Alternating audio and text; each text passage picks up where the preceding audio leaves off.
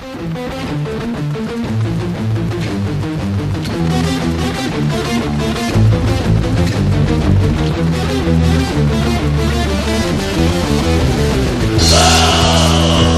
ha mencionado en varias entrevistas y documentales que el sonido característico del ultra metal fue un accidente debido a las carencias técnicas, la falta de buenos equipos, la falta de dinero para producir e ingenieros de sonido que conocieran a fondo el espectro musical del rock.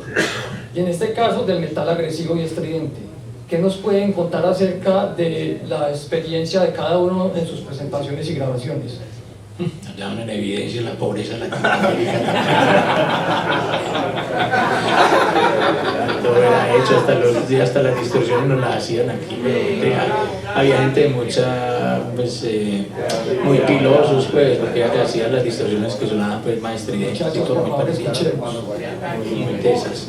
Eso era muy volado. Y lo mismo los amplificadores. Yo también tuve un amplificador pirata que me lo hizo Don Fabio, ahí en El Salvador, y era un señor, pues, un señor de allá, y él siempre conocía a los rockeros y todo, y me decía, esto va a sonar bien pesado, espero ir ahí, sí, pues, eran amplificadores piratas, y lógicamente sonaba, pues, sin la calidad técnica, pues, pero la música a veces era tan estridente, y sonaba el amplificador con mucho bilbap y todo eso, o sea, los pitos eran inevitables, y lo mismo las distorsiones, pues, eran muy tesos. Más adelante, pues, ya que se ubicó la nota, logramos comprar distorsiones pues, de OD y todo eso, ya más adelante, pues, pero las primeras cosas sí fue con aparatos pues muy guerreados, cosas así, pero buen sonido, salía buen sonido, pues era estridente y sonábamos muy duro, pues los amplificadores eran de 80 vatios, de 100 vatios y eso era un sonido poderoso. ¿Cómo era que llamó al señor? Don Fabio. Don Fabio es muy vivo, porque no lo he sido bien, sino que le metí un corto ahí para que sonara bien. Sí, no, en esa época se dieron todos esos factores, con el sistema, pues también la cuestión social, pues, del odio de la sociedad, pues que y en esa época ya teníamos la música disco, la salsa, el vallenato, eso lo odiábamos mucho, la música alérgica ya, se era un tropel para todo eso, respeto para lo que les gusta la música, pero no, pues, era muy difícil. Y a nivel técnico, pues a nosotros nos tocó así, no sé a ellos, pues yo creo que a ellos les tocó unos aparatos más buenos. Sí.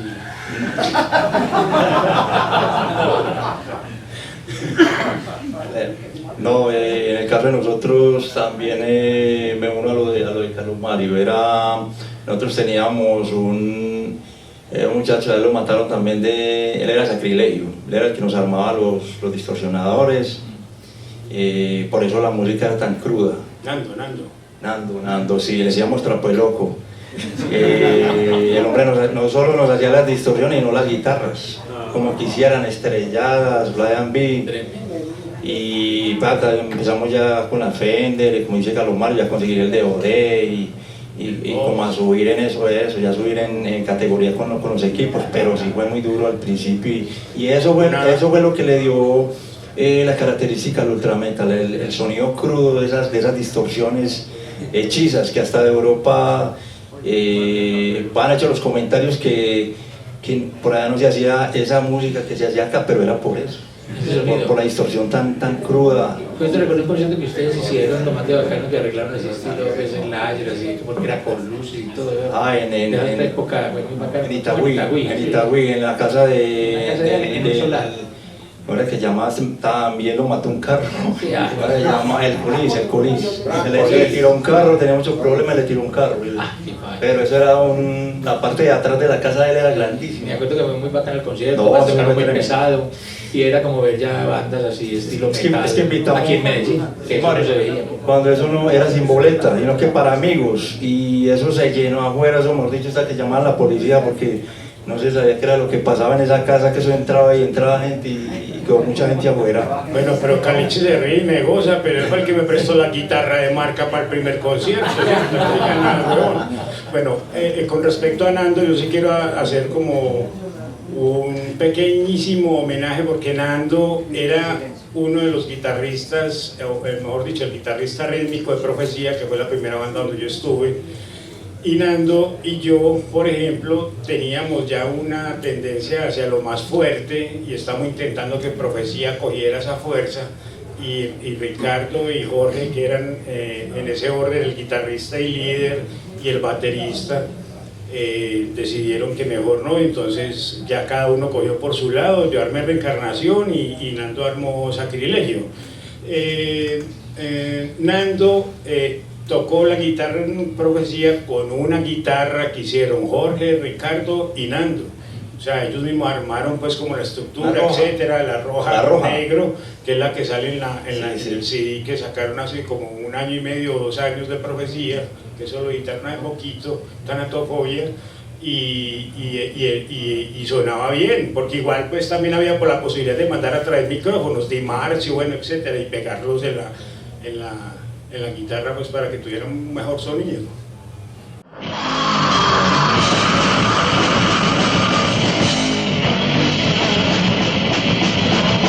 Se conoce de la existencia en aquel entonces de parches en la ciudad que se reunían a hacer las notas, a intercambiar la música, e incluso algunos adeptos a ciertos grupos legendarios eran parches como los Venenosos, los Slayer.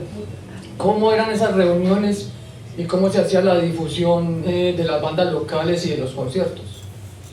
Pues era guardiantes de teléfono, pues llamadas más que todo, bueno, encontrar a la gente en el centro y uno le avisaba pues, de boca a boca a la gente. Generalmente porque no teníamos computadora, nosotros nos tocó pues, la tecnología en esa época. Nosotros, la gente a veces dice cómo hacían pues, para que la gente cayera a los conciertos y todo.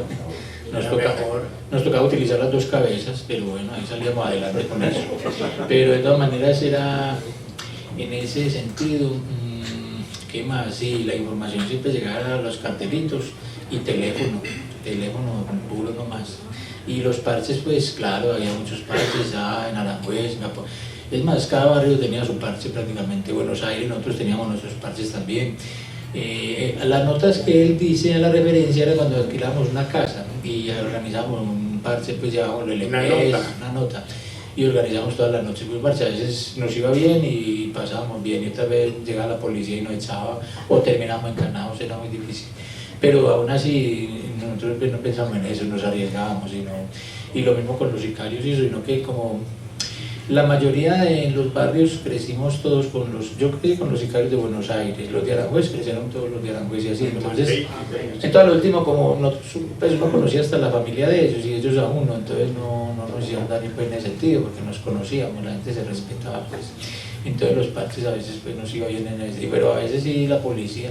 Pues yo recuerdo que por ejemplo en Becho, los 3 parches que logramos hacer, solo uno nos fue bien, de resto terminamos con el dog encima, nos encanaban, era muy difícil. Y el maltrato de los polillazos y todo, y no solo nos encanaban, ahí terminamos en el F2. Entonces eran 3 y 4 días encerrados. Porque no había sistema ni... Sí, no, eso no había fiscalía. No, fin de semana ya encerrados hasta que sí, teníamos sistema judicial. Y estábamos en estado de sitio, pues, que lo ganaban por mera pues, precaución o no sé qué, que eso era otra sospecha. Que peleaba este presidente que tenemos precisamente bien en esa época, pues ellos estaban peleando la constituyente para parar el estado de sitio y para que la constituyente escribiera todo, pues, toda la gente que no están, ni los campesinos, ni los afros, ni los negros, nada, una cosa, ni los indígenas, una cosa ahí toda loca, pero de ahí pues en ese sentido, y los parches como decía él, por ejemplo estaba el parche de la Letina en Florencia, y había algunas tabernas, estaba la taberna del Covadonga creo, yo realmente no llegué ahí, mucha gente me decía que me conocían los parches, pero yo nunca fui, las veces que fui, por cierto, se acabaron los parches, una vez fuimos al parche de Leti y había tanta gente que llegamos solo hasta la escala, no pudimos entrar. Yo fui con Cipriano y mucha gente estaba lleno. Y nos quedamos allá pues un rato, y como a las 2 de la mañana llegó la policía, echó a todo el mundo y esa casa la cerraron y no pudimos volver a ver parches. Y a la semana nos fuimos para Covadonga, que nos dijeron que, pues, que era un parche muy bacano, nos fuimos para allá. Lo mismo, eso estaba lleno, eso era en Itagüí, y me acuerdo que estaba lleno, íbamos a subir la escala, llegamos hasta la mitad, no pudimos entrar tampoco, nos bajamos otra vez, cuando bajamos estaba la policía allá afuera, empezó a molestar a todo el mundo, echaron a todo el mundo y cerraron ese bar, hermano, entonces no sé, entonces yo no volví la parte porque decían que este man es salado, donde yo caiga cerrado los parches. Me acuerdo que me fui para Buenos Aires, que era el parche mío, pues, y todo, y me fui allá para la cascada donde estaban estos manes, y salí como a los 5 minutos y cuando salí llegó la policía y se llevó toda la no volviéramos por allá, que no hay que ir, esos manes ya me tilgaban todo a mí, que yo estaba muy sagrado quemando los parches allá.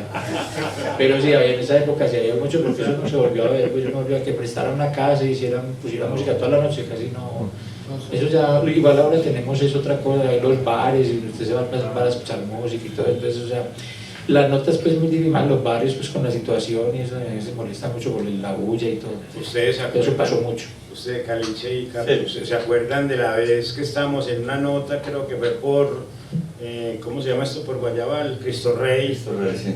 que llegaron dos manes, todos bazuqueros, hermano, y nos robaron toda la música, que éramos como 40 y entre ellos nos robaron toda la música. En Barrio Holanda, En el parche Los Rotes. putas tan bravos, no, metaleros. Y lo más hijo de puta fue que como a la semana cuadraron entre todos y para ir a coger a un man, y cuando estaban llegando todo el mundo devolvió. Pero sí se fue a la semana y Dos manes pegaron bala ahí. sí, se le dio bala a toda esa casa de esos manes, se le dio piedra y chao, todo el mundo se abrió, pero eso fue como una especie de represalia Pero porque ellos nos habían estaban hecho, porque es que nos robaron, a mí me robaron que poco de Devolvieron la música de botella limitada y eso fue tremendo. En botella limitada alquilaban los LPs. Los LPs que llevaban importados los alquilaban a 1.000 pesos una semana. Uno los podía llevar para la casa y volverlos. Claro, había que escucharlo antes de que uno volviera, no le tocaba pagarlo entero. Pero era así, o sea, lo alquilaban los LPs y que esa es una historia que han contado muchos y de muchas maneras, que nos tocaba atravesarnos toda la ciudad de sur a norte y oriente a occidente y dándole otras 2 o 3 vueltas para poder grabar un cassette. Sí, y en esa época era, por ejemplo, lo que vivimos en Cristo Rey era el Parche de las Bestias, que éramos nosotros, pues, el hermano mío y otras 4 bestias, bueno. Lo que era es que los Roten, que eran los punqueros de Barrio Holanda, donde hubo el tropel que usted me está diciendo, eso fue un parche que hubo allá.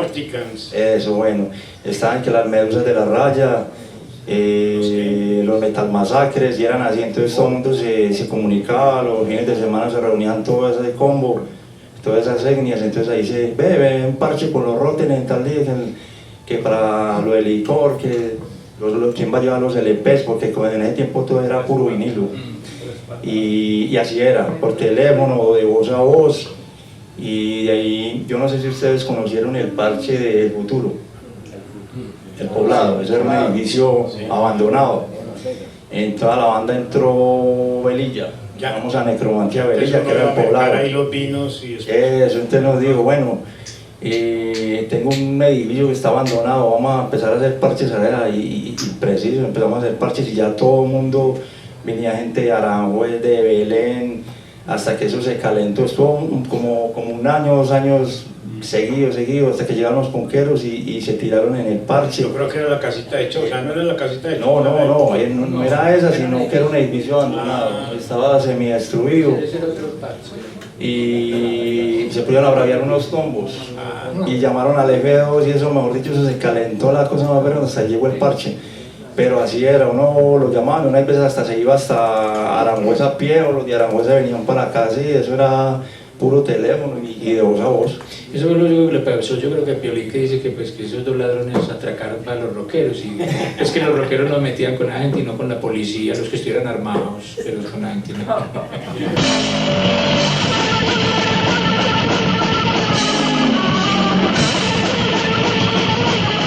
En 1985 se dio en la ciudad un evento sin precedentes, la Batalla de las Bandas, donde participaron varias agrupaciones de la época en la Plaza de Toros La Macarena.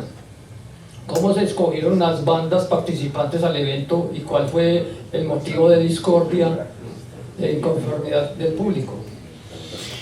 Bueno, ¿cómo se escogieron las bandas? Por Roscam, como siempre.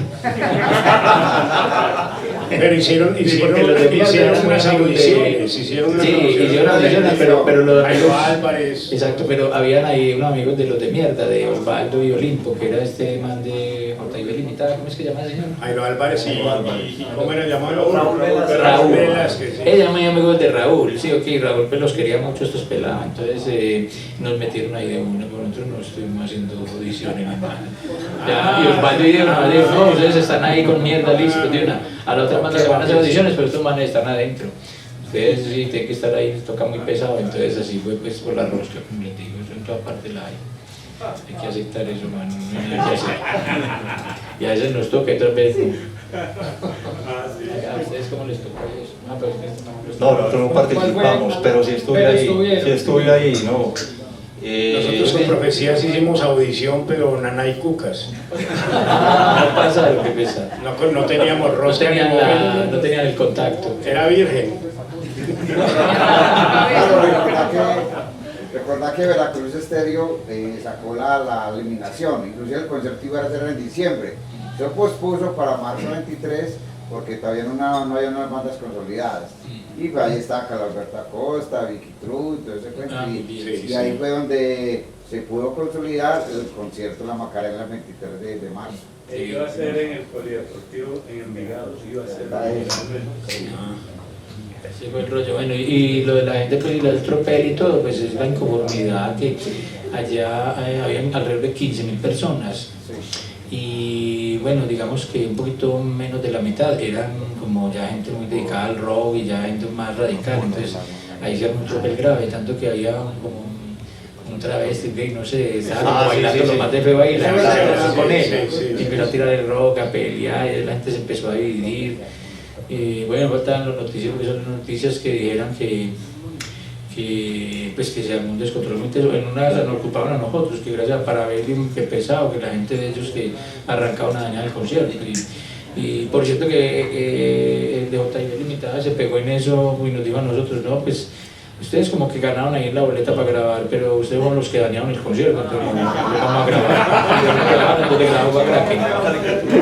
grabaron a Kraken a lo último, que no lo habían dejado ni tocar, y terminó grabando Kraken, pero nosotros les dijimos que no, que porque habíamos dañado el concierto, que nosotros habíamos sido los culpables de eso, entonces por eso nos echaron hasta donde me acuerdo yo, pues, pero no, nosotros no éramos culpables de nada. Si eran caitos los conocidos de nosotros los que hicieron eso.